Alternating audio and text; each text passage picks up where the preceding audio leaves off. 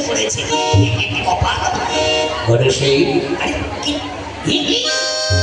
আরে মন্ত্রী মশাই প্রেম না আরে থাম থাম থাম। তা বলুন এই সাত সকালে কি মনে করে এলেন আমার বাড়িতে? আমি এসছি তোমায় একটা ঘটকারি করতে হবে। কেন আপনার কি বউ মরে গেছে? আরে আমার জন্য নয়, তাহলে কার জন্য বলুন তো?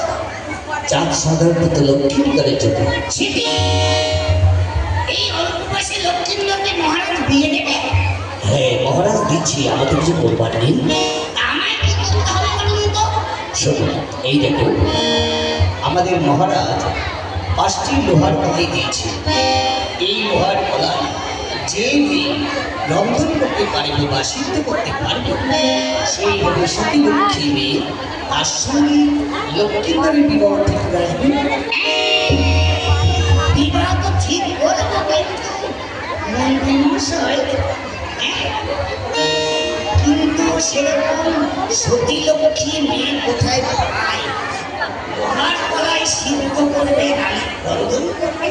শোনো, আমি শুনেছিলাম ঈশ্বরীনাথে সাই সদরের বেহুলাদেবী কি মেয়ে আছে। শুনেছিলাম মেয়েটি সতী, তুমি সেখানে গিয়ে দেখতে পাবো। ঠিকই বলেছেন, ঠিকই বলেছেন। আমি একদিন শুনেছিলাম, যাবো তো খরচাপাতি কিছু দিয়ে নেবো। খরচাপাতি দেবো? অ্যাডভান্স করতে হবে। অ্যাডভান্স ছাড়া আমি কোনো কাজ করি না। অ্যাডভান্স?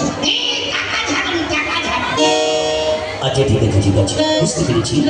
এই না, বিয়ের আগে তোমাকে নগদে 2000 টাকা দেওয়া হলো।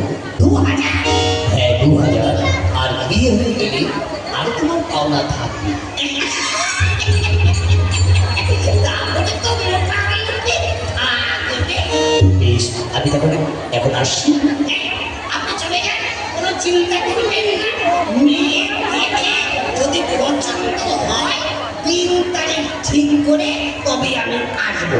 বেশ, আমি তাহলে আসছি। আসুন আসুন। বাপরে বাপ, অনেকদিন পর কিছু টাকার মুখ দেখতে পারলাম। বউয়ের সঙ্গে রোজ ঝগড়া হচ্ছে। বউ বলে মুখ প্রায় নিমছে, আমাকে বিয়ে করেছিলে কেন? শাড়ি কাপড় কিনে দিতে পারো না? বেলা কিনে দিতে পারো না?